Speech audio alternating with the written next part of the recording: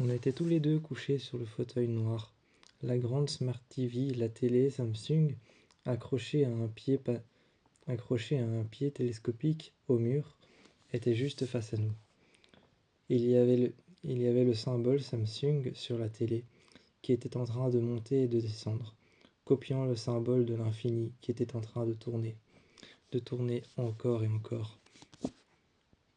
J'étais couché et je regardais le symbole Samsung qui chaque fois touchait une extrémité de la télé, en haut et en bas. Nous étions dans le salon, enfermés à l'intérieur de vitres feutrées. À l'intérieur de vitres feutrées, de vitres teintées. La lumière ne passait pas, la lumière de l'extérieur ne passait pas, ou alors ne passait que très peu. Tu étais près de moi, je te regardais. Je te regardais, tu étais près de moi, et tu étais en train de me regarder. Ta jambe était immobile, posée sur la mienne, et moi je regardais dehors. À cause des vitres feutrées, teintées, cet intérieur noir laissait à l'extérieur toutes les lumières qui pouvaient rentrer à l'intérieur. On n'était que tous les deux, c'était un moment agréable. On n'était que tous les deux, c'était un moment agréable, mais moi je remarquais avec tant d'attention, je remarquais que toi, tu étais en train de résister contre tout ce qui te faisait du mal. Cette attelle, par exemple, la douleur que tu avais gardée depuis l'accident. Tu étais blessé à la jambe, cette douleur que tu avais gardée. Cette douleur que tu gardais, je voyais que tu serrais les dents, et tu avais beau fermer les lèvres, tu avais beau garder la bouche fermée, fermer les lèvres, et tu avais beau essayer de ne pas faire en sorte que je le voie, je le remarquais toujours. Alors je me rapprochais de toi, je passais mon bras autour de tes épaules, et je te demandais comment ça allait. Même le son de ta voix, pouvait me montrer que tu étais en train de mentir. Tu me disais que ça allait, tu me disais que tout allait bien, mais c'était faux. Peu de temps après, quelques minutes après, quand je t'ai demandé si tout allait bien, tu t'es levé. Tu n'étais pas encore habitué.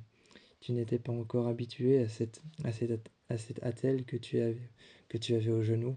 Tu n'y étais pas encore habitué. Tu t'es levé, tu t'es assis, et enfin, tu as attendu, avant de te lever. En dépit des choses qui nous sont arrivées, tu as regardé ta jambe, tu t'es assis avant de te lever quand je t'ai posé la question et que j'ai passé mon bras autour de ton épaule. Tu m'as regardé quand tu étais assis. Tu as mis ta main sur ton attelle qui était à ton genou. Là, tu m'as regardé. Je t'ai demandé, est-ce que tu veux que je la resserre? Je t'ai demandé, est-ce que tu veux que je la resserre? Est-ce que tu veux que je la desserre un peu? Je me suis mis à genoux, je l'ai un peu desserré.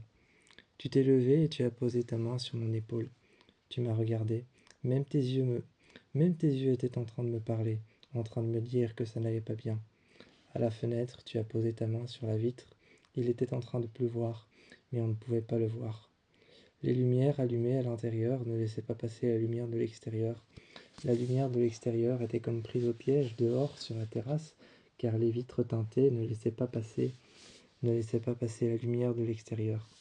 À l'intérieur, la lumière était prisonnière de cet intérieur feutré et noir, prisonnière de cet intérieur feutré et noir, des murs bruns foncés et des murs noirs, prisonnière des murs en briques, des murs noirs, des murs bruns foncés, prisonnière des meubles souvent en couleur foncée, prisonnière de la bibliothèque avec ses vieux livres, prisonnière de tout ce qu'il y avait dans notre intérieur. La lumière ne pouvait sortir. Elle était comme dans une cage, prise au piège. Elle disparaîtrait seulement quand elle disparaîtra seulement quand nous allons éteindre la lumière. Seulement quand nous allons éteindre la lumière, elle disparaîtra. Elle s'en ira. Et elle reviendra certainement le soir suivant. Mais tu étais allé à la fenêtre et tu as posé ta main sur la fenêtre, regardant les gouttes tomber les unes après les autres, le visage baissé vers le bas. Je t'ai regardé, je me suis assis par terre et tu m'as vu en train de m'asseoir par terre. Je t'ai demandé si ça allait bien. Je t'ai fait une place près de moi, tu t'es assis. J'ai vu que tu avais mal, car tu as posé ta main. J'ai vu que tu avais mal, mais tu essayais de cacher ton jeu le plus possible pour ne pas m'inquiéter. J'ai essayé de t'expliquer que tu pouvais m'inquiéter, que tu n'avais pas à essayer de faire en sorte de ne pas m'inquiéter. J'étais complètement déjà dans cette histoire. J'étais complètement déjà dans cette histoire, j'y avais les deux pieds dedans. Alors pourquoi est-ce que tu essayais de faire en sorte de ne pas m'inquiéter? Je sais que tu- je sais que je suis la personne que tu aimes le plus. Je sais que je suis la personne que tu veux protéger. Il est vrai qu'il y a une part de ça. Il est vrai qu'il y a une part de ça. Je suis la personne que tu veux protéger le plus. Je suis la personne que tu aimes le plus. Tu ne veux pas me faire de mal, autant psychologiquement que mentalement. C'est vrai. Je peux comprendre tes intentions par rapport à ça. Par rapport à ça, je peux comprendre tes intentions. Mais tu peux me montrer quand tu as mal. Mon but, c'est justement de t'aider. Mon but, c'est de t'aider dans ce genre de situation. Alors pourquoi essayes-tu encore de me cacher la vérité? C'était la seule chose que je me demandais. Je ne me demandais, je ne me demandais pas à quel point tu avais mal. Je me demandais pourquoi est-ce que tu essayais encore de me cacher la vérité, alors que la vérité était sous mes yeux depuis ce jour où nous avons renversé une autre voiture dans la forêt. Depuis ce jour où nous avons renversé une autre voiture dans la forêt, et que notre berline noire a été propulsée à l'intérieur des arbres, a été propulsée à l'intérieur de la forêt, à l'intérieur des arbres, au beau milieu de la forêt, dans un vieux sentier. Depuis ce jour-là, quand on t'a traîné dehors, depuis ce jour où le sang était en train de... Depuis ce jour où le sang, notre sang à tous les deux, était en train de se mélanger et de décorer la route, de décorer les racines des arbres, de décorer le bord de la route et la tôle de la voiture. Depuis ce jour-là, tu essayes de me cacher des choses. Ta douleur, ta peur du noir, ta peur de rêver à nouveau de ça, ta peur de tes terreurs nocturnes, ta peur de tes terreurs nocturnes, la peur de ce dont tu rêves, tu essayes de me cacher tes cauchemars et tes rêves. Tu essayes de me cacher beaucoup de choses, mais malgré tout, je réussis à les deviner. Je réussis à les deviner parce que je suis comme ton miroir. Je suis comme ton miroir.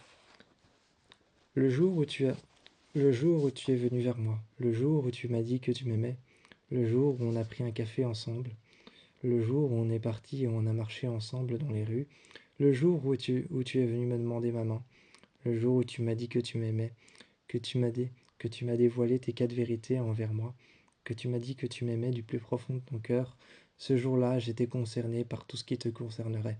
Alors pourquoi ne serais-je pas concerné par tes rêves? Pourquoi ne serais-je pas concerné par ta douleur aujourd'hui?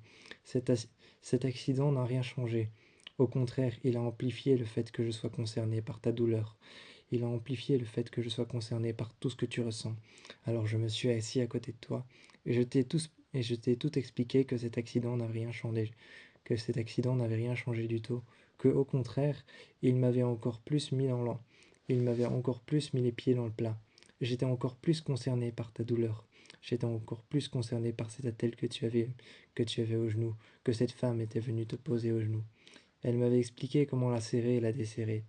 Et ce soir-là, je l'avais desserrée pour que tu puisses t'asseoir près de moi, pour que tu puisses marcher jusqu'à la fenêtre et regarder dehors. La lumière était prise au piège, dehors, mais nous deux à l'intérieur, assis l'un contre l'autre, tu pliais ta jambe et tu regardais ton articulation. Tu regardais tes tendons en dessous de ta jambe, tu regardais surtout ton genou, prisonnière de, prisonnière de cette tôle en métal, en acier trempé, qui était juste au-dessus de ton genou, que tu me disais être très lourde mais supportable.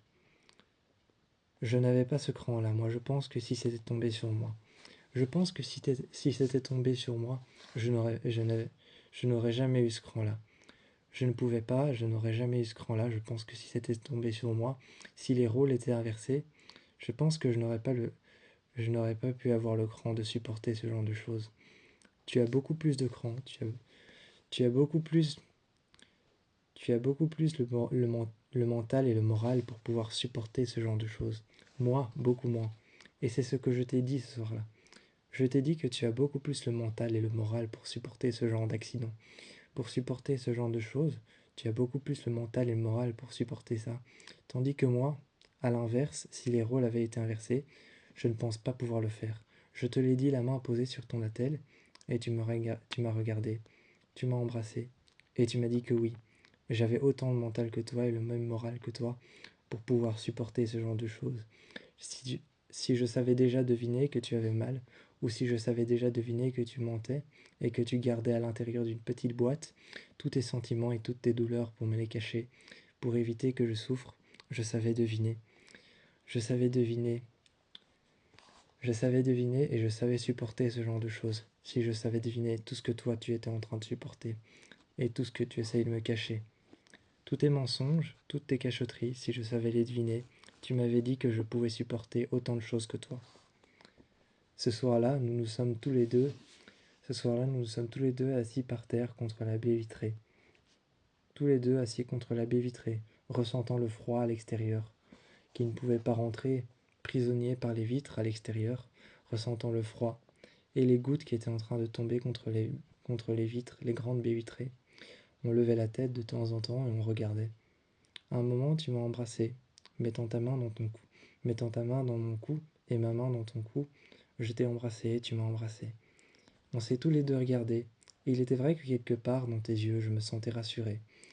C'est vrai que peut-être au fond de moi, je ne le sais pas encore, mais j'ai peut-être le mental pour supporter le même genre de choses qui t'arrivent à toi. Si je sais me rendre compte de tout ce que tu me caches, si je sais me rendre compte de tous les invisibles que tu essayes de faire passer, si je sais me rendre compte de tous les invisibles que tu essayes de cacher, que tu essayes de dissimuler, si je sais me rendre compte de ça, tous ces invisibles, toutes ces douleurs que tu essayes toutes ces douleurs que soit tu essayes de réprimer en essayant de les oublier, et peut-être que tu essayes de réprimer une autre forme de douleur, peut-être que tu essayes d'accepter une autre forme de douleur, celle de vouloir me dire la vérité. Mais je ne sais pas, si je réussis à deviner ça, peut-être que j'ai les épaules pour pouvoir supporter le même genre de choses. Et ce soir-là, tu m'as dit que je les avais.